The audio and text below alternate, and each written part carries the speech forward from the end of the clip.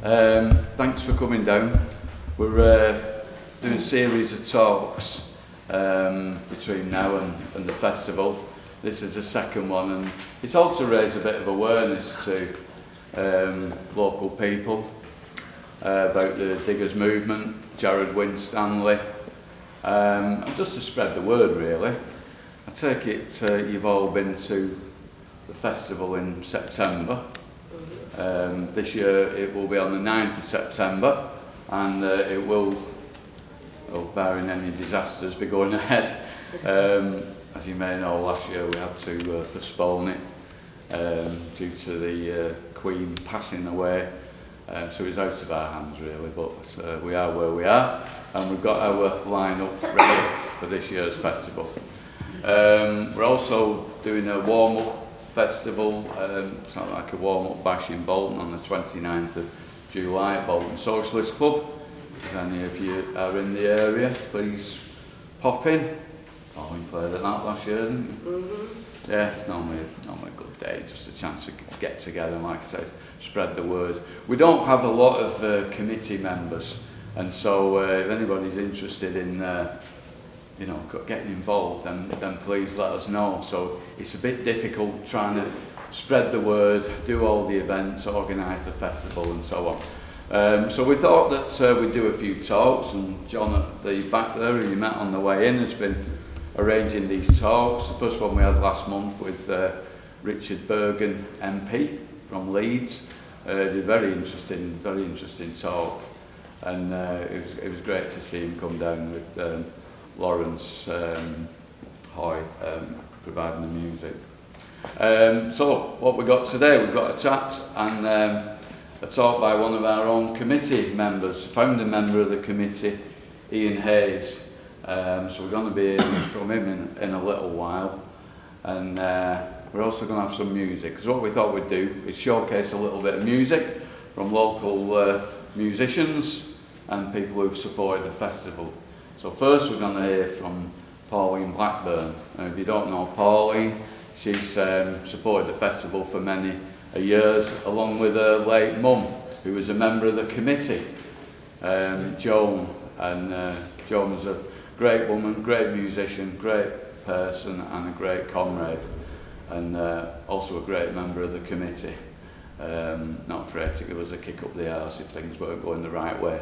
So she's been sadly missed ever since, but her memory lives on. So we're going to have a bit of music before and after Ian's talk, courtesy of Pauline. So we're going to hear from Pauline first. You can do us 3 songs. So a big hand please, Pauline Blackburn.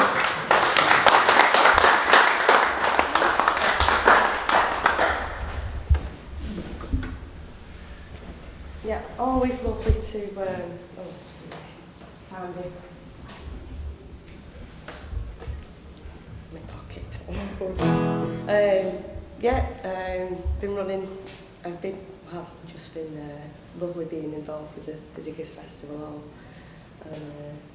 I'm going to do some of my own songs, but I think I like this song. Just started learning it, playing it, and it's a Levelers song, so it's a big influential band that I've been listening to since my student days, maybe a bit younger. So, and it's just about being free, and it's called Bolton.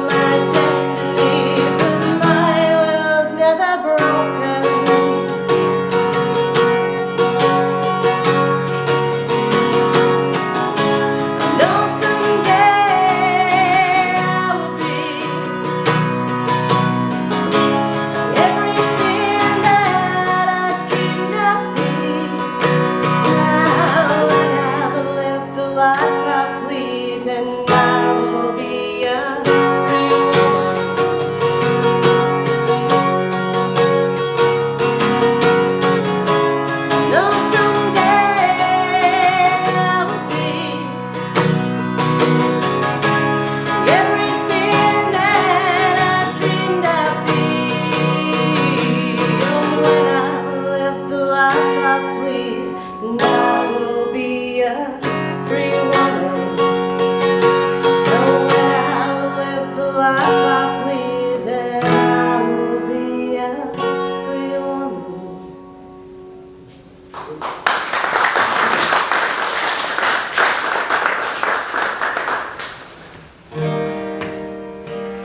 So I'm trying to put together some of my own songs that kind of fit with the Levellers, I suppose, and Gerrard Winstanley and what he's put together. And I suppose this one is probably more about all the wars we end up going into because people hire want to get what they want, I suppose. And there's always repercussions.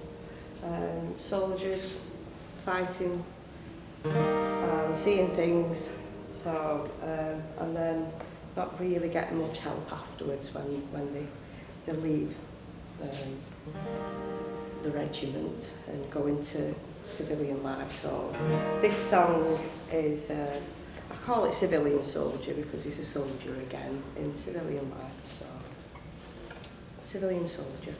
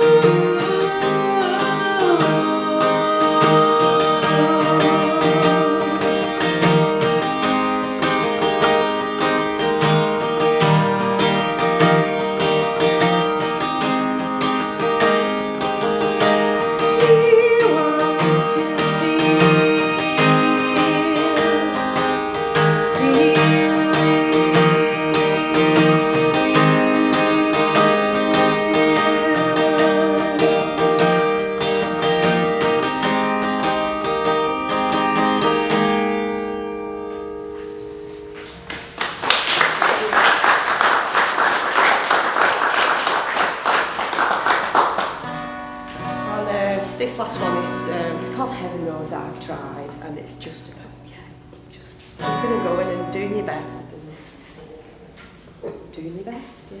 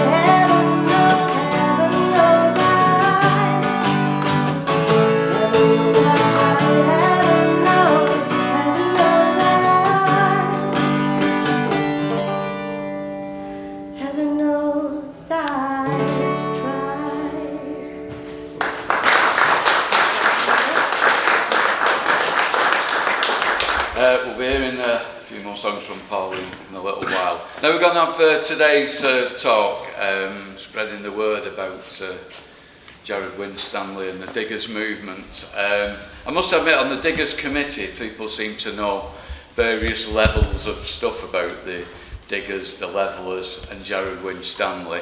I could probably talk for about 5 minutes on it, something like that. And different people, depending how much they're involved and how much they've read about the matter, could talk for, far more efficiently than I could about the Diggers movement. And we're going to hear from one of our comrades today. Well, basically, we all believe in the ethos of Gerrard Winstanley, that the earth should be a common treasury for all, and that's what it's about.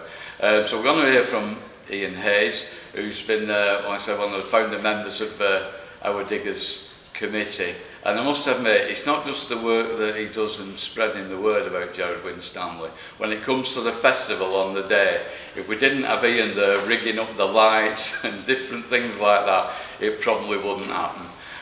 So I'm sure you all know him, but please give a big welcome to Ian Hayes.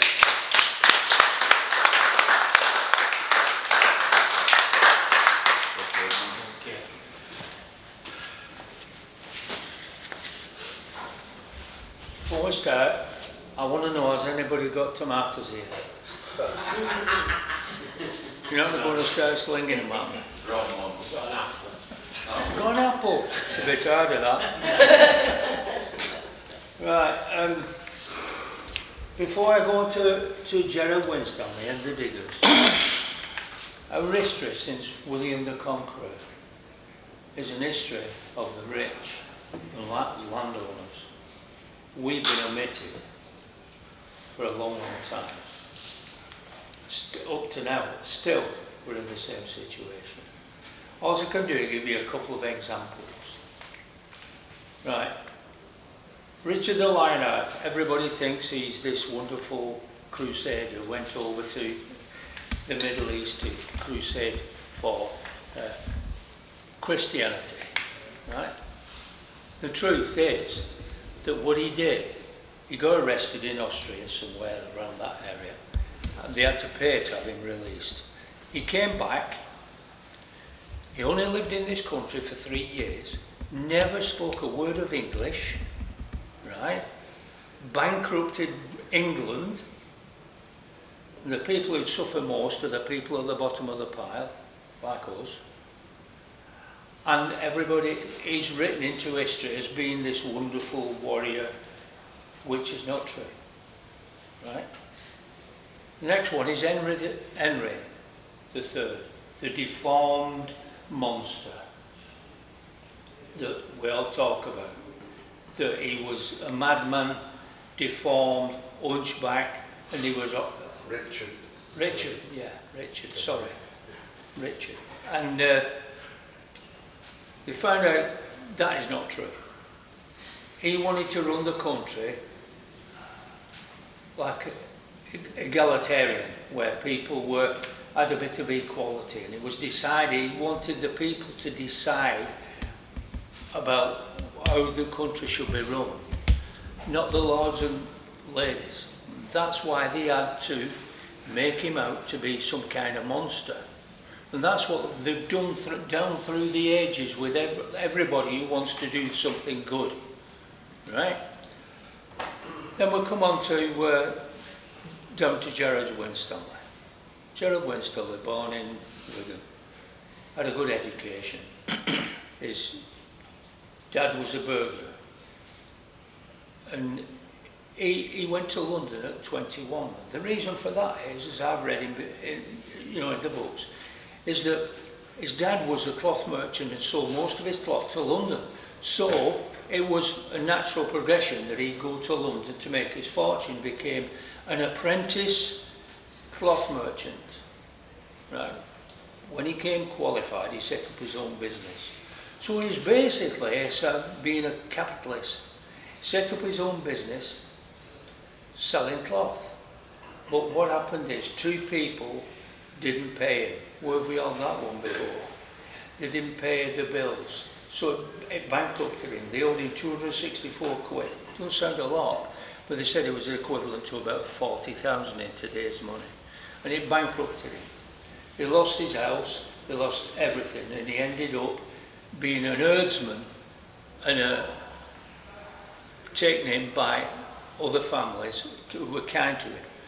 And he was when he was an herdsman doing that, and these things were starting to fester in his head. You know, I've been beaten out of my trade. I've been beaten out of my, position, and I can't get any recourse. So when they began to dig, he decided to take action and dig on St George's Hill in Surrey, which the lords of the manor and the clergy didn't like. Parson Platt was his main enemy. Parson Platt, who was the lord of the manor, and he used his tenants to go and destroy their activities. And the tenants we're talking about were tenants who were tied tenants to the estate. If they stepped out of line, they would be thrown off and become destitute. So basically, they were made to do the Parson Platt's bidding. So they went and destroyed his houses, they beat people up, they destroyed their animals, dug up their crops. And it went on like this for a while. But he was a non-violent man, Gerrard Winstanley. He thought the best in people. He thought he could see the best in people. But he was being out of existence in a sense. And then they were arrested. About 3 of the diggers were arrested and put in court. And they said to the judge, "We'd like to defend ourselves." They said that they owed £10. Oh, it doesn't sound a lot, but it's at that time significant. And they said they wanted to defend themselves, and the judge wouldn't let them defend themselves. They had to employ a lawyer. Couldn't afford a lawyer, so then they were convicted and owed £10, but they couldn't pay it. But later on, it was scrubbed off, so they got away with that one. So he was relying on people. All these things that was happening to him radicalised him more and more. He could see the clergy. He could see the clergy. He could see he was called the lawyers, the landowners, the lords of the manor. They were all thieves, rogues, and murderers. And this is where he was coming to, and became more radical as time went on, because he got more and more antagonism from various sections of the establishment. So this was an ongoing thing. Then I've wrote this appeal to the Commons. He appealed to the Commons. That means he went to the Houses of Parliament and he appealed to the Commons there. We've got this book here. Appeal to the Commons.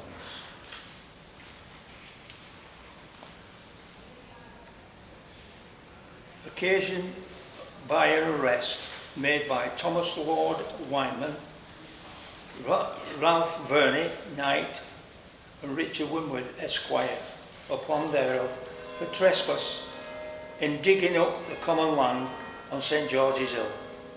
That was Gerrard Winstanley being arrested with his compatriots. And they if you've got this is interesting to read. If you've got that, it's interesting to read about what happened to him, because he was going to the Parliament and ask them to give them freedom. He wanted freedom for everybody, not just himself. He wanted freedom for all people to have a more equal society. And this is the big problem he has now. Reading between the lines and reading what I've read, this problem that he had was ingrained within the establishment of this country. And it was ingrained in a way that they'd always been in charge and in control.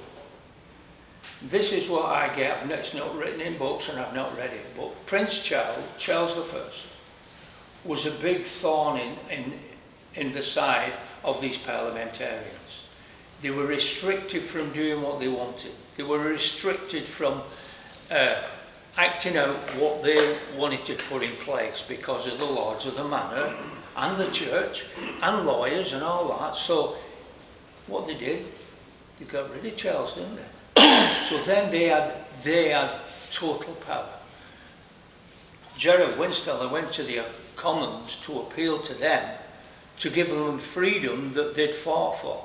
What he said was that we have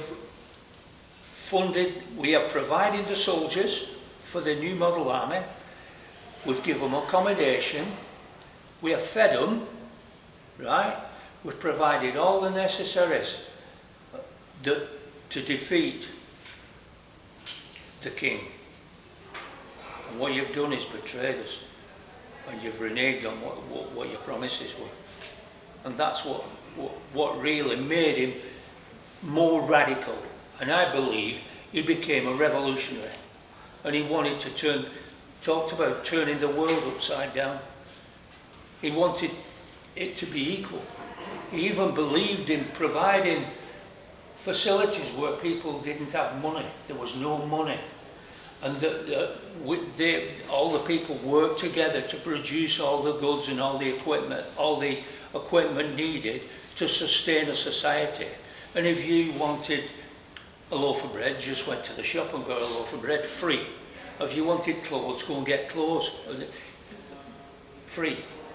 And we all worked together and clubbed together to provide this system. This is what he wanted, right? And the Diggers is the people who supported him. There was roughly about 45, 50 people, probably more than that, but these were the ones who signed up to it. And this is the kind of thing that he wanted, and he became radical, more radical as time went on. But as time went on, he got battered and battered and battered. The establishment battered him, and he was trying to get people to support him. And there was groups of the Diggers set up all around the country, Wellingborough, Gloucestershire, a few places all over the country. But they were on their own, and they had no support. You can imagine, they were poor people. They weren't wealthy people. They were people who had no money, who relied on scratching a living, you know, doing what they could, a bit of labouring here. Now the common land, what Gerrard Winstanley talks about, the common land was the land that nobody used. It was common land, that meant that it was common to everybody. But the lords of the manor wanted to keep it to graze the cattle, grow the trees, cut them down to burn on the fires, and they didn't want Gerrard Winstanley or anybody else to be involved in this. They wanted to have it all themselves. And this was a struggle. So it really was a struggle about socialism in 1648. That's what it was all about. It was all about turning the world upside down, change the old world away from this tithe labouring. I'll give you an instance what happened. If you were a tithe labourer, you lived in probably a property that the Lord of the Manor built for you, and you lived in there. And if you had family or you had kids, and say your daughter or your son grew up, well, your son would go working on the estate. But if you had a daughter and she wanted to marry someone, the Lord of the Manor would choose who she married. And if she didn't want to do that, they threw the whole family off. So it was like,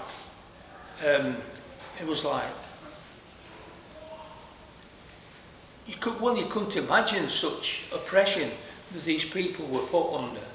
And we're talking now in the Middle Ages. And what, if you think now, just think about it now.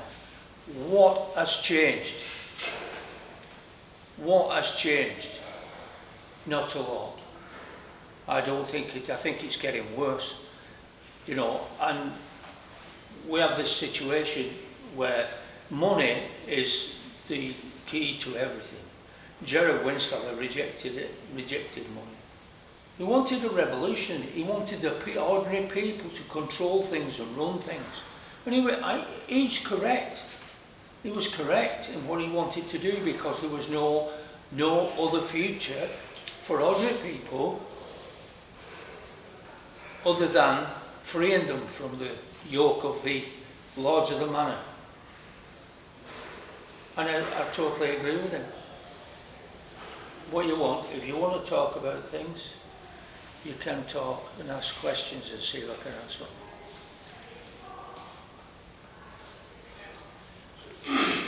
Thanks, Steve. Does anyone have any questions? Yeah, well, I've got an observation. I mean, what you're saying there, you've implied, is Winstanley eventually ended up with this idea that freedom isn't something, it isn't some idea on its own. It depends on people having access to the productive system. That's really what we were talking about, isn't it? Yeah?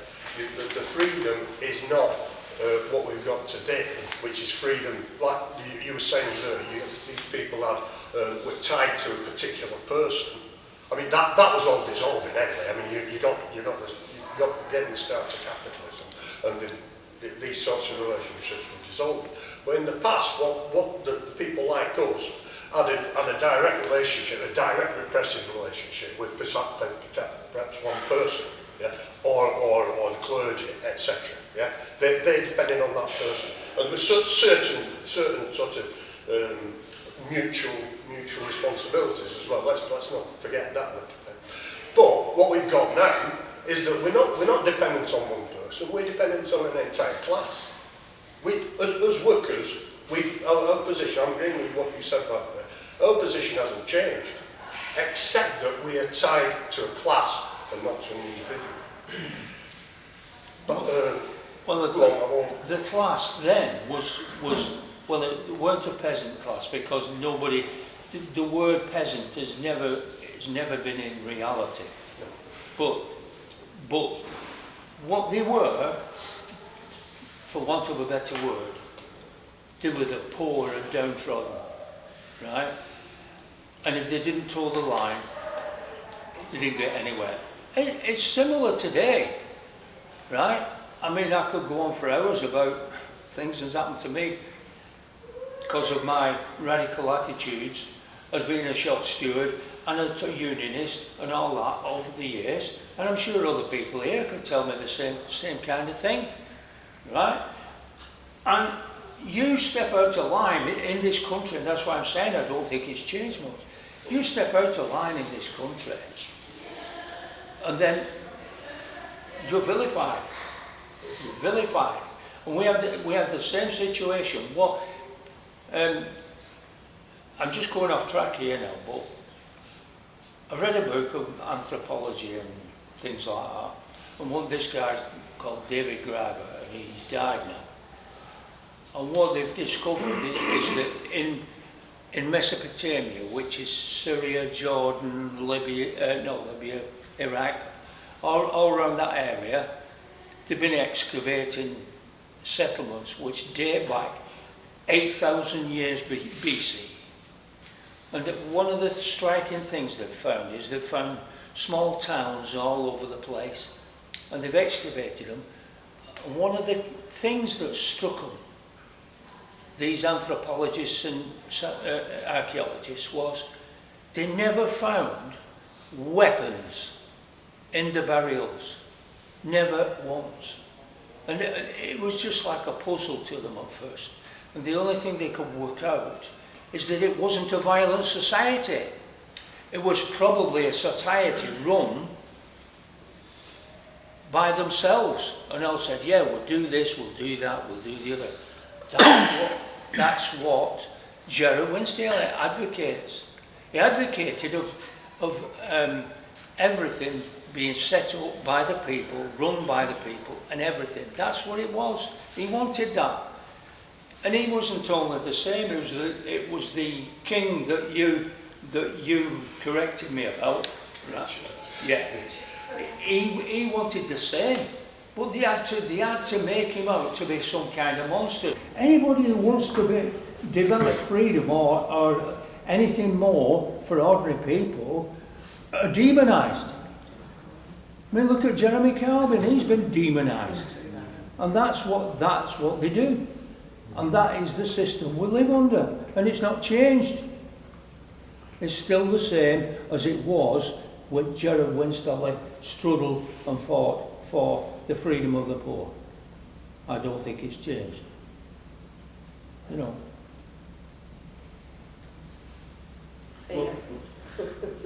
Fear's just thrown in all the time. So. Yeah. Yeah. So what do you think? I mean, we're talking about the landed power, the landed aristocracy, they oppressed workers in the fields, yeah, and that moved on with industrialisation to what, you read Marx, the bourgeoisie and how the manufacturing process enslaved us. You know, without the Lord, we were enslaved to our employer, more or less. It changed from being the lord of the manor to being the gaffer. So, you know, if you accept a contract of employment, you're more or less a wage slave. Do as I say, you know, all that sort of, when you understand that relationship. But I think we're reaching a stage now within technology where the emancipation from the manufacturing process is possible.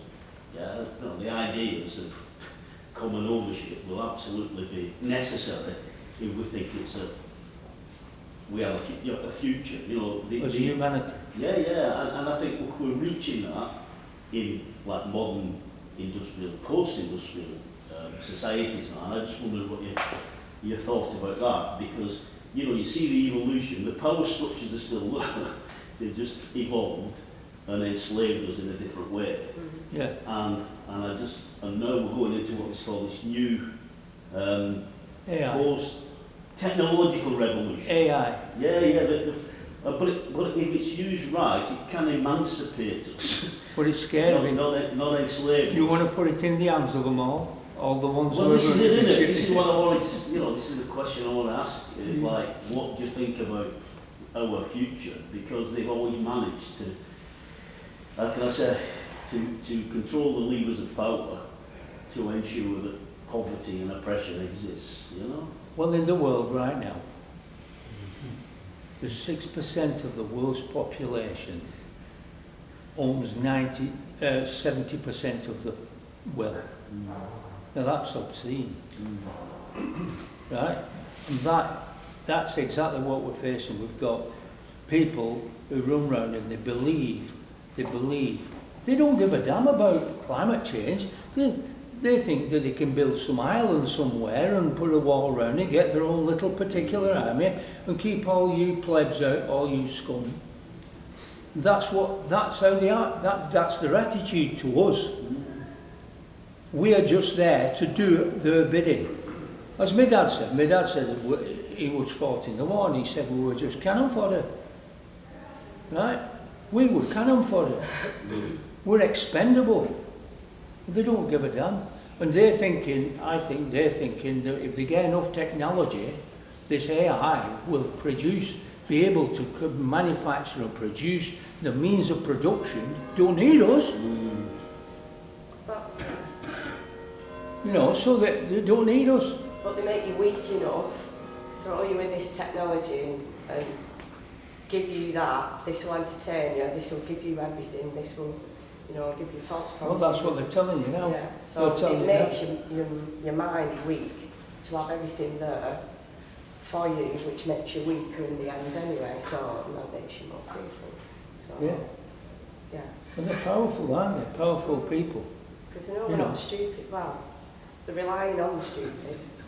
Yeah. I don't like to say stupid, shouldn't say that. No. Ignorance is more. It's up to us to get our act together and start thinking clearly about what is happening, right? And it's getting more, there's more and more technology coming into it, everything. So what they think in a bit they'll think they won't need us. We'll get these artificial intelligent organisms to produce goods for us, to produce... And then what's going to happen to the rest of the people? You know what I mean? Yeah. Well, this is what's happening to us now. Yeah. That's the thought of like, and when you're listening, you know, to your talk and your speech, you think nothing's changed. No, it's not. Other than time, you know. And I have no illusions that I was born in the 1600s. I'd be working on a farm somewhere, you know, tied to a lord and, you know, whatever. Or else if you didn't, Yeah. or you had to pay And then when they found the coal, I'd be there and digging it like I did when I was 16. if you lived in them times, you had to pay a tithe to the church. You had to pay a tax to the church. Well, when you think about it... But the impression now is less subtle, isn't it? You know, because we have all this entertainment. This is what, then the impression was from your master, wasn't it? It was from you know, like you chose who your daughter married and all that. Blatant. So it was in your face. Yeah. Now it's all masked with all sorts of nonsense into it, you know. And even sitting with friends, and I'm just politically aware of people here today, and you listen to them talk, you think, how do we get them from that place, this illusionary place that they live in, to actually appreciate what's happening to us? Well, we are evolving, so we are getting more intelligent. The information is I hope so. more accessible for us to see, which there again they have to mask it a little bit. I think to a point people are rising up against things, look at Extinction Rebellion and this kind of thing. But what do? They tighten up the process laws. Yeah. So it's a different form of control. So All when things we're hiding go. in our houses and scared of a virus. I think though as well, I mean, just as a thought, Ian, I don't know what you think, but as far as like Diggers' ethos and the movement's concerned, I think with cost of living, Brexit, all these kind of things, people are actually reverting back to what Gerrard Winstanley wanted, without even knowing that they're a digger, because they are growing their own food. They are doing things now. So there's kind of a bit of a... Yeah, because you are actually having to look after yourself. Yeah. Look after your family. One of the reasons why we are in this position, and one of the reasons why people don't rise up, is because of the education system. Think about history. What's taught in schools about history? Kings, queens, how wonderful they were, one, this, that and the other. They never taught you about socialistic. Wat Tyler, who all he wanted was to have more freedom for ordinary people to run their own lives. And it comes right down, Gerrard Winstanley was in the same situation, right? And that's what they're scared of. And the only people who get a good historical education are people from public school. When I was at school, all I was taught was kings and queens, as we've talked about, right? Kings and queens, our royal family, whatever, church, whatever, right down, and nothing about ordinary people. Nothing, no history about ordinary people, which, in a sense, we ran the blooming place. You just wouldn't have had the money to archive it. Right, You know, we ran the place, but people don't realise that because they're in a straitjacket of having to go out and work and feed the family. And if they don't do that, they're going to be in trouble financially. And that's why they're like that. It's always been that's even though it was, that's the same argument today as it was in the 1660s, because that's exactly why Gerrard Winstanley got arrested for digging the common land, because the common land was tied to, it wasn't common land, it was the landowner's land, and as part of the perks, if you like, was that the common people that were tied to the land could go into the woods and they could collect wood that would not damage any trees, so they could collect kindling fires, and it was only fallen wood. If you chopped wood, then you would be punished, put in stocks or whatever, or chucked off.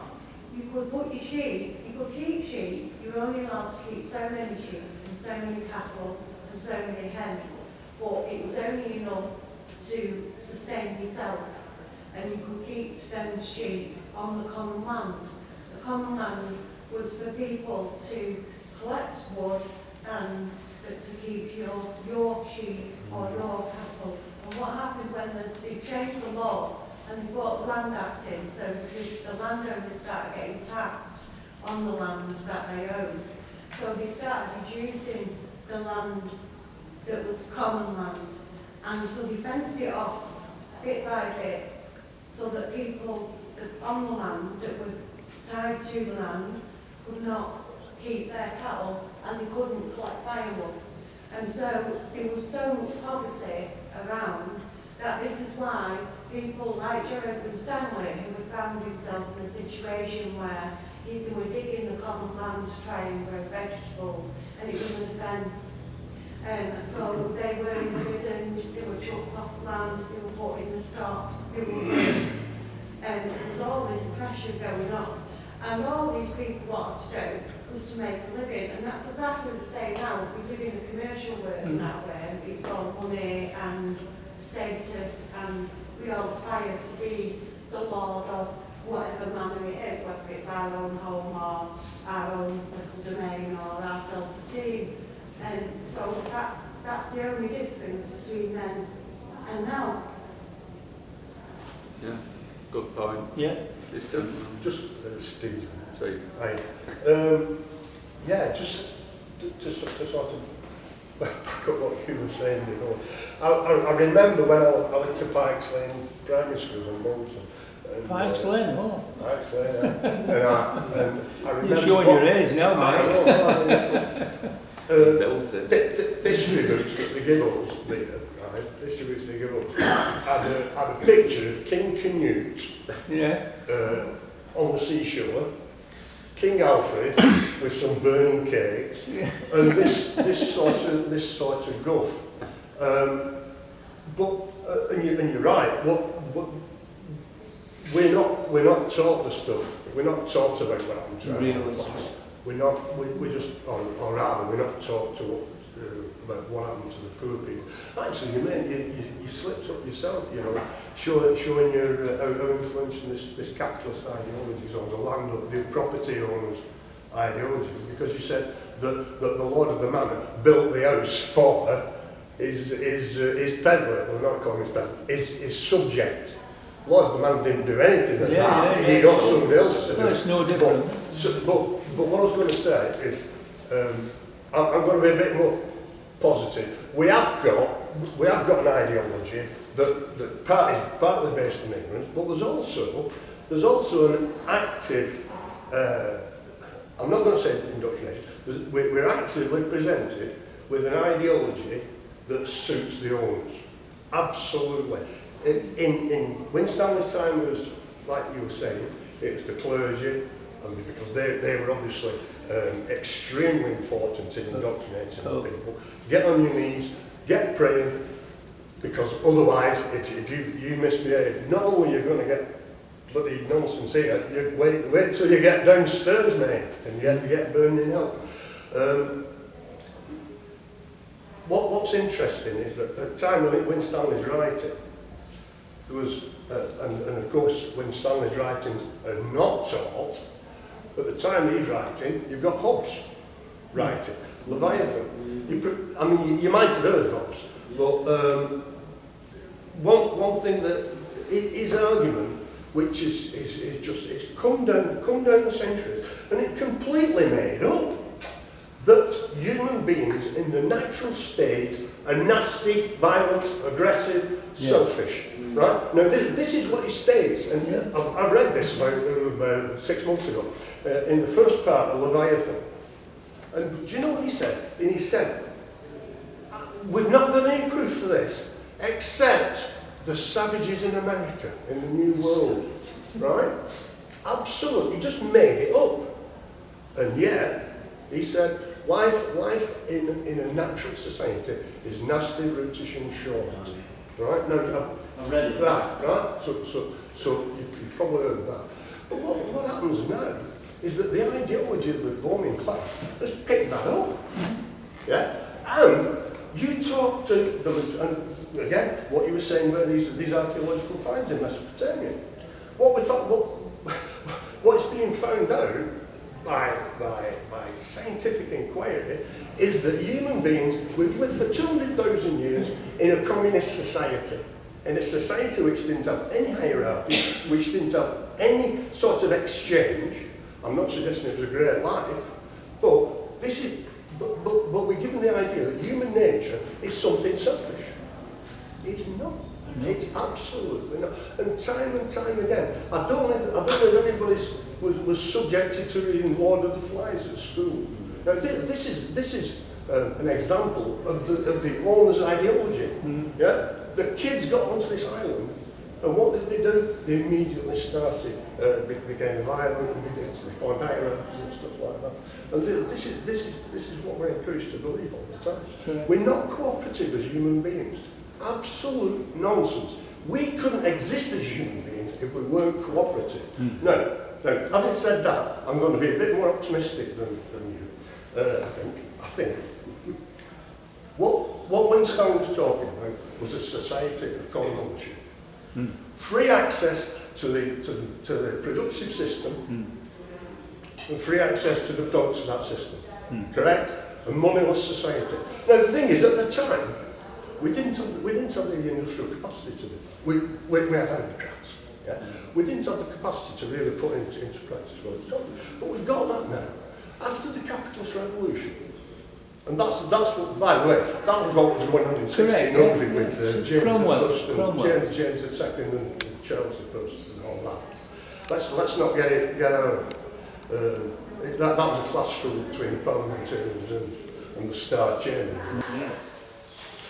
But since the capitalist revolution, the productive system has been so improved that we're in a situation now of potential abundance.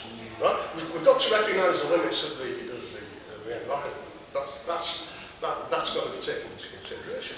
But we never ever have a shortage of goods. We have a shortage of capital. We have a crisis of capital in this society, but we do not have a shortage of goods. We have now got the subjective conditions to create an advanced society, an advanced communistic society, where what we're doing is get rid of the borders, get rid of national borders, get rid of the exchange system, get rid of any form of hierarchy, and have people working together cooperatively. Right? Free access to the production system, free access to what we produce. And that is the world turned upside down. We can now do it. We can now do it, but we've got to start trying to show our fellow workers that under capitalism, they can never ever be sure of what's coming around the corner. Because it's a system which is systemic. It's going to fail. I don't think it's going to collapse. I mean, but it will fail time and time again and put us in the shed. In the meantime, some small capitalists will go to the wall as they concentrate capital. But meanwhile, we regularly get the crap. Yeah. Thank you. No, I agree with that. Everything you said. Yeah. Well, I totally agree with what you've said. Right. The thing is, it's like we've got ingrained in our head about what have I got? I've got this, right? I've got a big car on the driveway. One time I was a shop steward in a big site in Manchester, the Metropolitan University, convener it was, and they were all sat in the cabin, and one day I just thought to myself, I'll ask them a question. There's about 150 at cabin. I says, put your hands up, and who's got a mortgage? And they all went, got a mortgage. I said, do you think you own your house? And they went, yeah, of course I do, I've got me a mortgage. I said, you own jack shit, mate. He said, how do you make that out? I own my own house. Basically, what you've got is a rental situation where at the end of the rental period, the house becomes yours.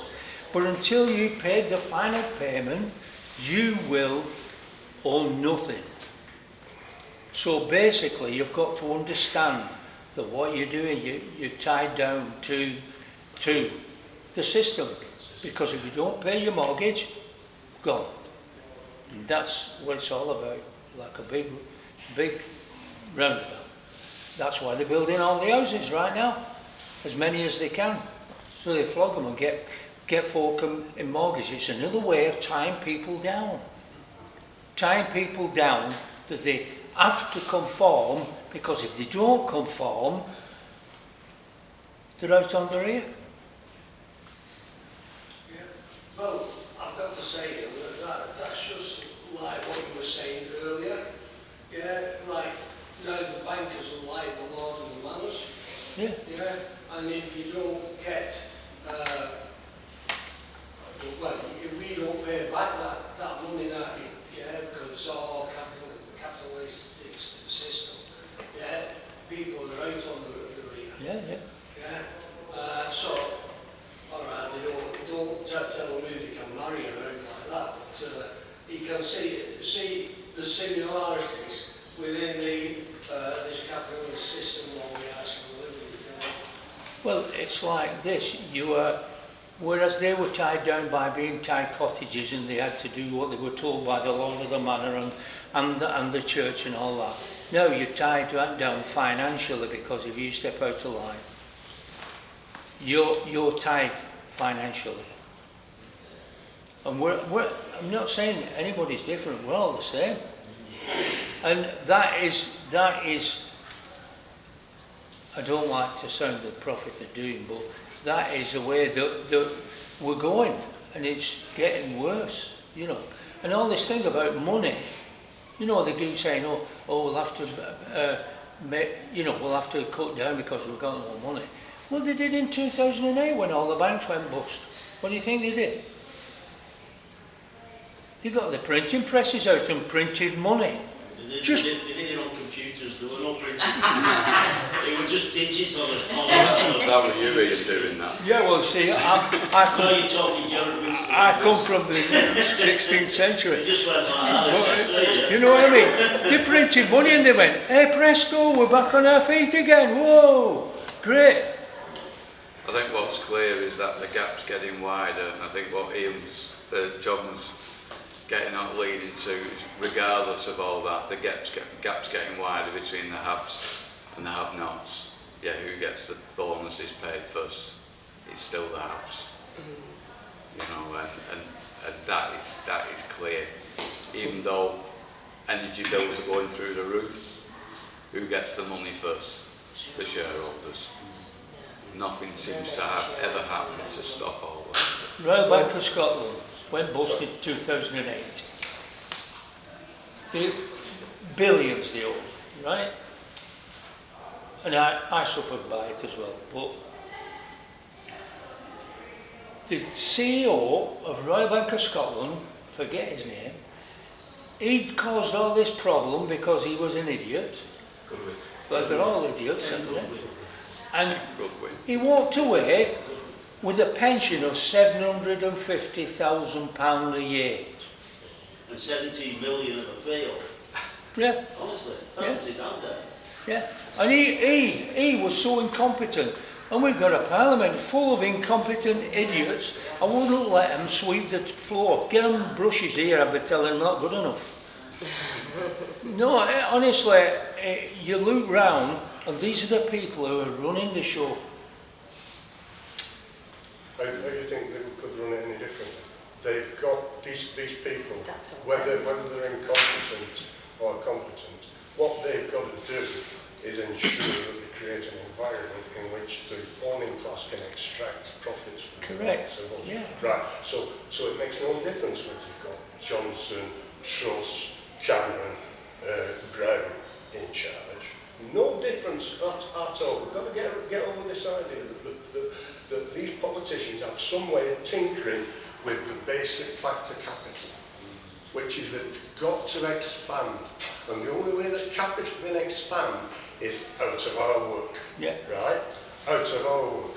And these people have got to, whether they want to or not, whatever they intend, because I'm sure there's good people in the Labour Party, there's good people in the Tory Party, whatever they intend to do, they come up all the time against this reality. We've got to have profits. We've got to be able to produce profits for the owning class. And that is a fact of life of capital. I'm not saying capitalism, I'm saying a fact of life of capital. This is what drives society. This is what's driven internationalisation. We've got the world market now. We've got capital that's running the show in China. They think that the Communist Party think they're going to carry on running it. They're not. Eventually, what will happen is the same as happened in Russia. The reality of capital comes up, bites you on the arse, and suddenly they get control. They've got the control.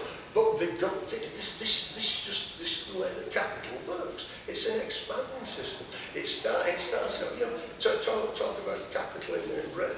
You know, it really got going in the, say, 1820s, something like that.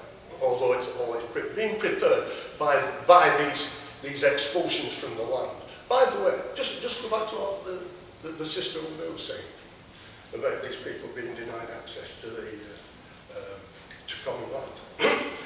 If you look at Adam Smith, Wealth for Nations, it's really worth reading these early capitalist ideologists, because he had a clear idea, absolutely clear idea, that if you leave those people with rights on the common land, it's less likely that you'll get them into a factory. Yeah. Now, I'm not making this up. It's there in Wealth for Nations. If you go read it. I mean, a lot of it's really boring, but there are some absolute gems in there. They knew what they were doing.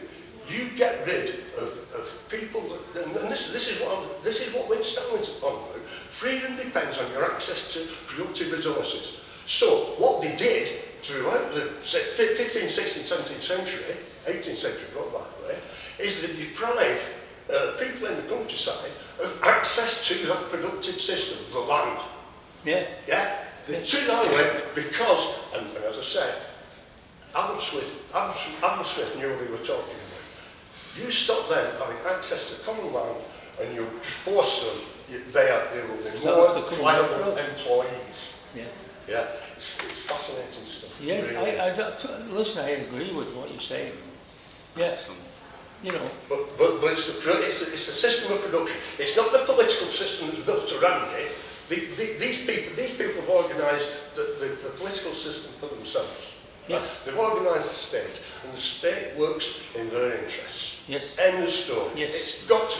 Occasionally we can force things on them with a lot of trade union organisations, but they cleverly managed to batter the trade unions in the 1980s and so on. But things you will never hear about in history, like Peter and stuff like that. well, yeah. In your history lesson. Well, yeah. Well, I mean, one of the things that struck me is that in Bolton, there used to be the Spinners' Hall, Yeah. right? You know it. And that was never discussed. How come working people had put away, like my sister, and I don't know my mother were in it, but my sister used to pay money to the Spinners' Union. And they managed to create their own facilities. A bloody big Spinners' Hall in Bolton. And we were never taught. Why was it that people that worked in these gigantic factories like Tootles, like Sunnyup Dublin and places like that, why is it that they spent, the small wage that they got, how was it that they spent money paying union subs? Why did they do that? That wasn't ever discussed. Well, never discussed. Well, you see as well, if you think about this, trade union, the leaders of the trade unions want you to pay a subscription because that gives them a comfortable life, which, this is a fact. It gives you strike fund as well. Yeah. Yeah, I totally agree with what you're saying, you know. But what the thing is, until we begin to see things clearly and not look upon a fog all the time, then we're not going to demand change. We're going to go along in the same way and struggle. Me and my wife, who sat over there, we were talking the other week about what life was like when we were younger.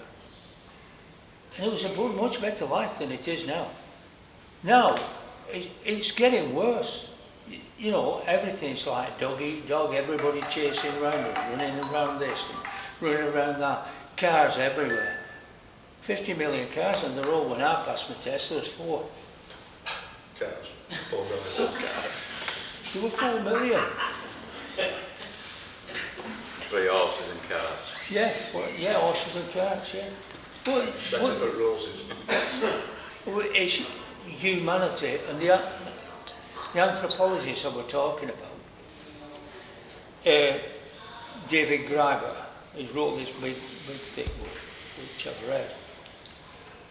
And in there, he goes all over the world to different ethnic groups, goes to the indigenous Indians in America, right? He's read a lot of prose from all that and found out that the Indians lived a peaceful life in general, right? Some tribes were a bit aggressive, but mostly they were peaceful people until we got there. And then this guy, who was an Indian, came to France actually, well educated. And one of the things he said to the French, why is it, he says, that all you French think you've got it best? He said, but whenever a Frenchman comes and wants to live with us, they never leave. They always want to stay with us because it was a better life, you know.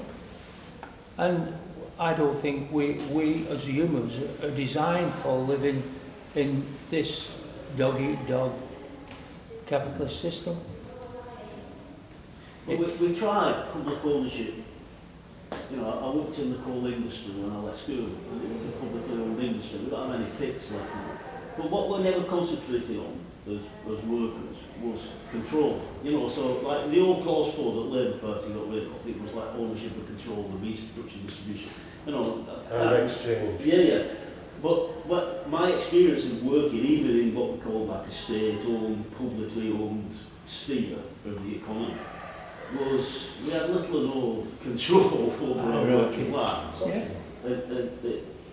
Other than we'd fall out with boss or we'd go to union or whatever. And so when they come, I know we fought to stop the pits closing, but it was like we never really had what I would class democratic control. And I do want the world turned upside down, but then I look at what's happening with modern technology, and then I look at our urban existence now. You know, like millions of people live in massive conurbations that we want to free up and emancipate their minds, you know, create communities where they support one another. I think this is coming if we win some of this argument, by the way. I think there's no alternative now. Once the people who aren't believers to the productive capacity, they will find us expendable unless we start fighting back. Yeah. We're forced into it. But there's nobody in the, what I've said, the mainstream political sphere even contemplating or picking up this discussion. I mean, they're going in the other direction. It's quite, like I said, like once the veil drops and you actually see the reality, you're like, wow, what are we going to do about this? You know? And I started working in the 70s. It was a lot better living through the 1970s until factory got in. But it was a lot better living in the 70s than it is now. But what do you expect? Capitalism is a cyclical process. You've got booms and slumps, and these are inevitable. In the 70s, there's a lot of work going on. There's a lot of work. At the time, I was a bit too young. Bit before that, in the 60s, my brother were a brickier. He said, and he was saying, look, we managed to negotiate wet money, tool money, etc. He used to be a shop steward at UCAT. If you felt to drop a rain, come on lads, we're in the cabin. And you get paid for it. You get paid 100% bonus, and so on and so forth. But that came to an end once capitalism starts to go into its recession. Once capital decides that it exercises its freedom, which by the way is enshrined in the United Nations Declaration of Human Rights, it exercises its freedom to go where it will. And it went where it will, or it would. But it went to Southeast Asia, it went to South Asia, Southeast Asia, where working conditions were worse, where people were working for less wages and so on and so forth. So we've suffered from that now. We've suffered from that movement to capital. It's gone away. Yeah, and you can go on shipbuilding, coal mining, engineering. These have all disappeared. The only thing that I know that people make near in Bolton now is bloody missiles and egg rolls tippers, right?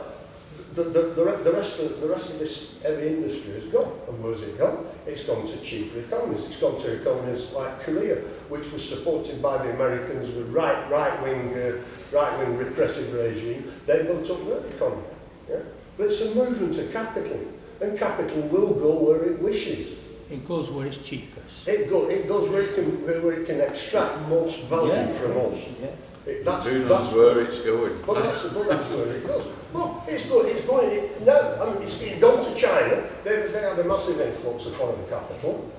It's now going to Vietnam. Yeah, well, China now is on the verge of being bigger than the US. More powerful. You mean capitalism? The economy in China is bigger. Yeah. Of course it can. Yeah. Okay, it's all good food for thoughts, comrades. Thank you for your input. I'm just conscious of time. So, have you got a final few words to say about Mr. Winstanley before we listen a bit more music? I'd like to finish because reading it all, when I read about 5 books on Gerrard Winstanley, written by Tony Benn and various others, and the conclusion I've come to is that he started out in Wigan as a well-educated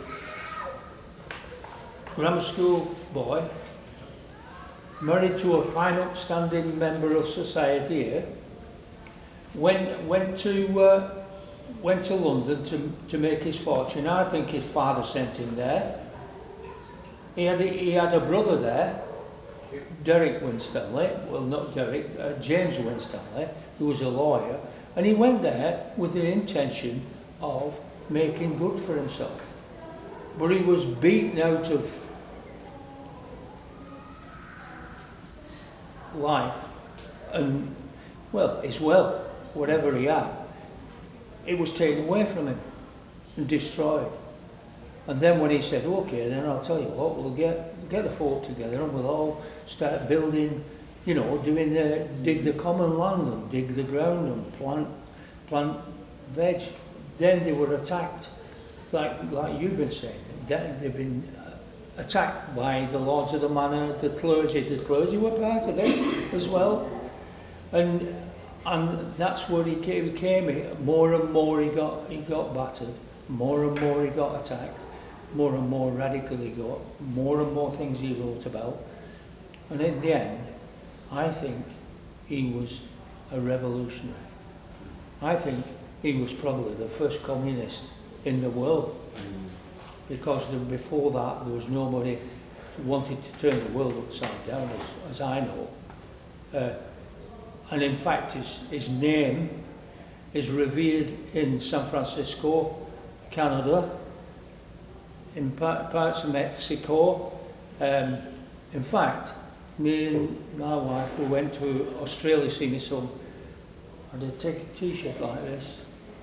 There they had their own problems in the 1800s, and that was when the gold miners, a lot of miners like yourself, went there to earn a living. They were gold miners, they were coal miners, but they went to mine the gold. And they came from Ireland, Scotland, Wales, England. When they got there, they were paid a wage, but they were just told to get there in that mine, dig the gold, come back. And they said, well, hang on a minute, what about this? What about that? Can we not have some better conditions? And they said, just do as you're told. So they put up with this for a while, and then they rose up as a group, and they formed a stockade called the Eureka Stockade. And it's in Ballarat. And at the moment now, they've got this community centre. It's about twice as big as this church, and it's run by volunteers. I thought that was brilliant. We were walking down the main dual carriageway into central Ballarat, big roundabout to the bottom. They were all talking speeches and all this, that and the other. I said, guys, let's have a look at what they're saying. And they were all talking about, Eureka Stockade and the miners. And he saw this t-shirt. He said, this was, he said, bloody hell, Gerrard Winstanley? I said, yeah. He says, I know all about him. And you know what I mean? I go on the other side of planning. And this fella, I said, well, you better come to Wigan and see there because there's nobody in Wigan knows who he is. Brothers and sisters, please put your hands together for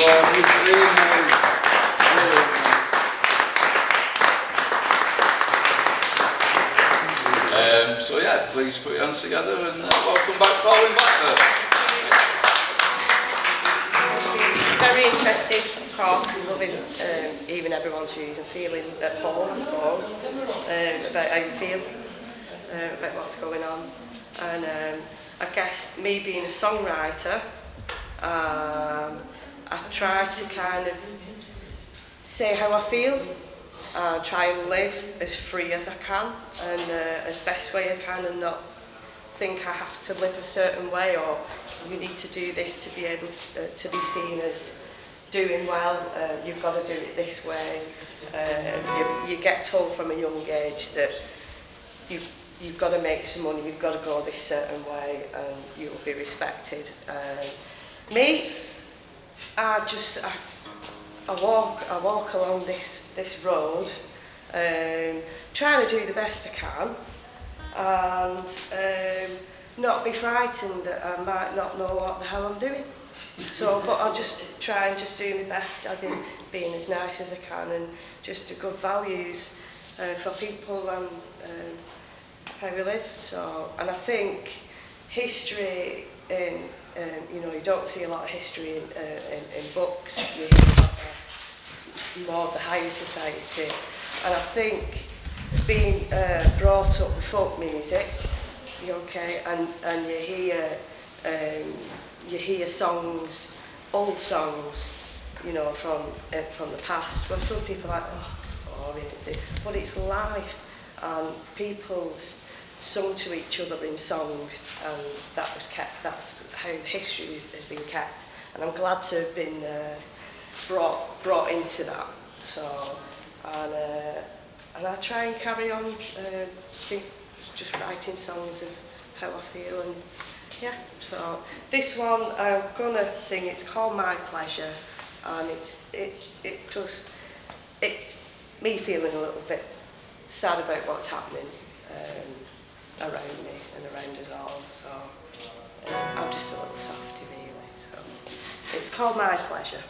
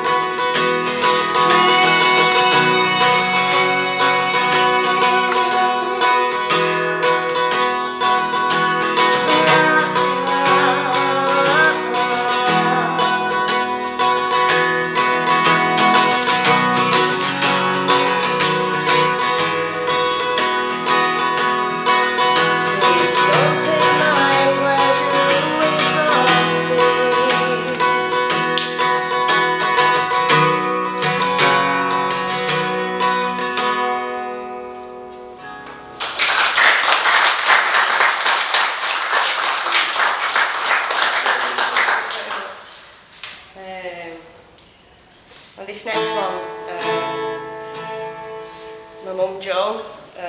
She was singer-songwriter, good, strong believer in our rights, and yeah, she's massively involved with the Diggers, and she was, you know, started as a union rep, singer-songwriter, and just always there for the people. So the Wigan Folk Club she used to run. This song now is the first song to start the evening off, and it's called Cobble Lane, so if you know it, sing.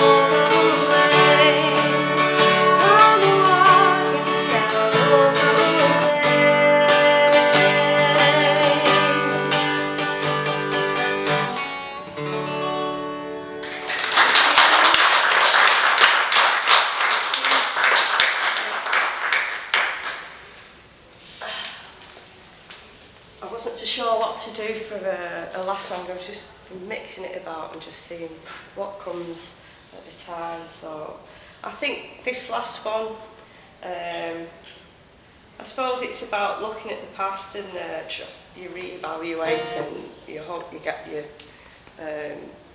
your passions that you had when you was young and starting out into this adult life, and you always want to keep your beliefs. So, yeah, this is it's called Clarity, and it's about trying to find it again.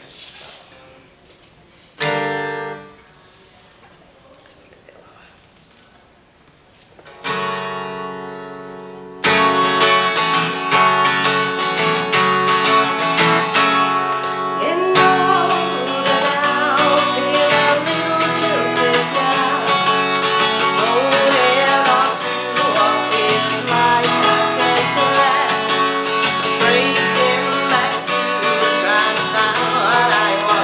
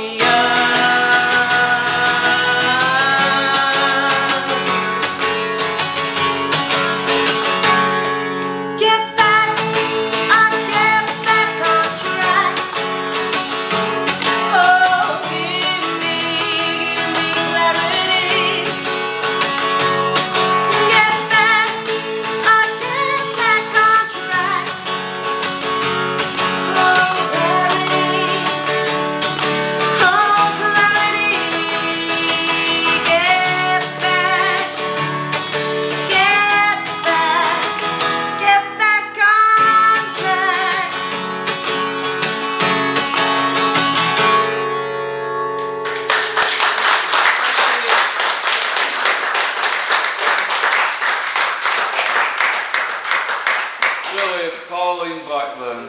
Very good. A lovely track to finish on. Oh, It's not every day you get to play in a church, is it? it's not. Thanks, Pauline. Thank Brilliant you. stuff, as always, yeah. Thanks very much, brothers and sisters, comrades, for coming down. I hope you've enjoyed it. Thanks for doing the filming, you two there. Good to see you. Are you doing a collection? No, we're not planning on doing a collection, no. All we ask is that you spread the word, come to the festival, and we shall see soon. I'll just tell you a bit more about what's other talks we've got coming up. We are later in the year planning to have talks from John McDonald, John Rees and Jeremy Corbyn. So we've got all of them coming up. But the next one that we're going to be doing is on the 15th of July at the Museum of Wigan Life, just over there, and our guest speakers from the Orwell Society, Quinton Cobb. That's right. Yeah, so that'll be our next and Les Hurst. So another interesting afternoon. So it'll be 12 o'clock again at Museum of Wigan Life, and we'll fix up some music as well. So thanks all for coming down. Stay safe. Solidarity, everyone. Please put your hands together again. Pauline Blackburn and Ian Hayes.